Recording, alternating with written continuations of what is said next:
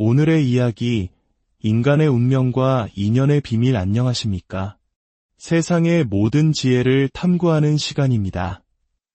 예로부터 우리 선조들은 인간의 삶이 태어나는 순간 정해진 운명의 길을 따라간다고 믿었습니다. 그 거대한 운명의 지도를 엿보는 방법 중 하나가 바로 생년월일시에 담긴 8글자, 사주팔자입니다. 그리고 그 운명의 지도들이 만나 어떤 그림을 만들어내는지를 살펴보는 것이 바로 궁합입니다. 오늘 우리는 속세의 번잡함을 벗어나 맑은 정기가 흐르는 깊은 산속의 신당에서 오랜 시간 영적인 길을 걸어오신 한 분을 만나 사람과 사람 사이에 보이지 않는 인연의 끈에 대한 이야기를 들어보고자 합니다. 이 지혜의 나눔이 여러분의 삶에 작은 빛이 되기를 기원합니다. 저희의 이야기에 귀 기울여 주시고 마음을 나눠주신다면 더 깊고 의미 있는 지식을 나누는데 큰 힘이 될 것입니다. 여러분의 가정에 늘 평안과 행복이 깃들기를 바랍니다. 선생님, 오늘 이곳의 맑은 기운 속에서 오랫동안 품어왔던 질문을 드리고 싶습니다. 바로 사람과 사람 사이의 인연, 궁합에 대한 것입니다. 제가 두 사람의 사주를 가져왔습니다. 이 두 사람의 기운과 인연은 과연 어떤 모습일지 신령님의 목소리를 통해 들려주실 수 있겠습니까? 어디, 그 인연의 실타래를 한번 풀어봅시다. 첫 번째 사람부터 볼까요? 이 첫 번째 사람은 스스로를 세상의 중심에 놓고 모든 것을 자신의 거울에 비추어 보는 사람이군요. 세상이 자신을 위해 존재한다고 믿는 아주 강한 자아를 가진 인물입니다. 자기애가 하늘을 찌르니 스스로에 대한 도취가 대단합니다. 욕심 또한 바다와 같아서 채워도 끝이 없고 탐하는 마음이 깊습니다.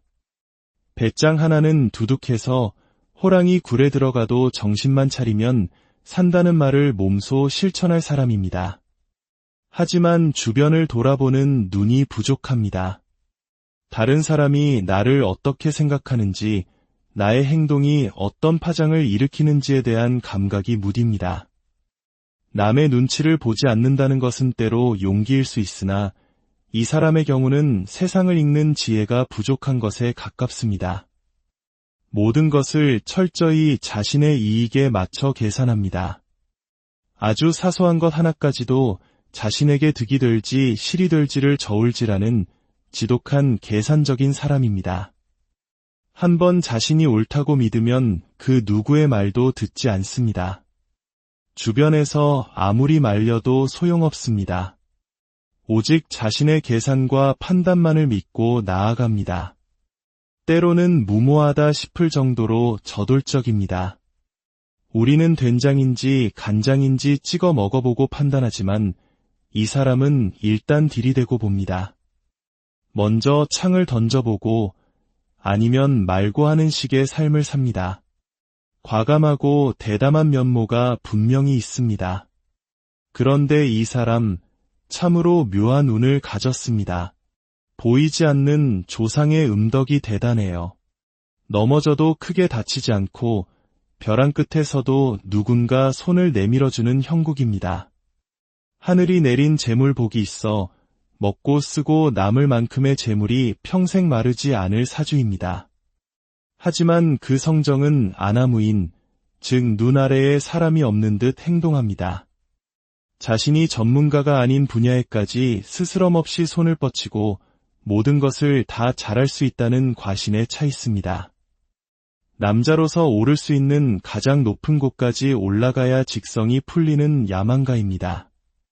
그의 인생은 현실이라기보다는 마치 거대한 판을 벌이고 상대를 제압하는 한 판의 게임과도 같습니다. 정상적인 사고방식으로는 이해하기 힘든 인물이지요. 자, 그럼 두 번째 사람을 봅시다. 이 두 번째 인물은 가슴속 깊이 한을 품고 시작한 사람입니다.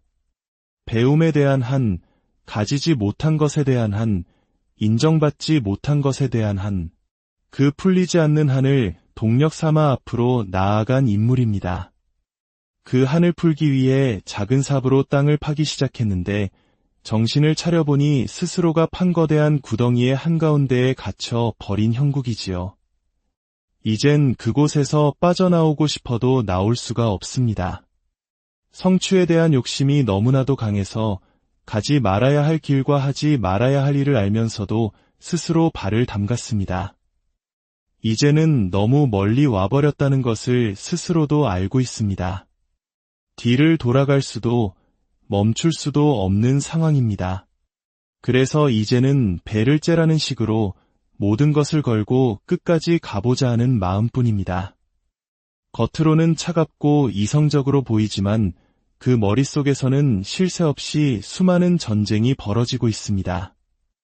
모든 상황을 계산하고 모든 수를 예측하려는 그야말로 책사와 같은 기질을 지녔습니다. 두뇌 싸움에 매우 능하고 배짱 또한 첫 번째 사람 못지않게 대단합니다. 하지만 지금 이 사람은 자기가 하는 행동이 어떤 결과를 낳을지 제대로 인지하지 못하고 있습니다. 늪에 빠진 사람이 허우적댈수록 더 깊이 가라앉는 것처럼 지금 그의 행동은 스스로를 더욱 깊은 수렁으로 몰아넣고 있습니다.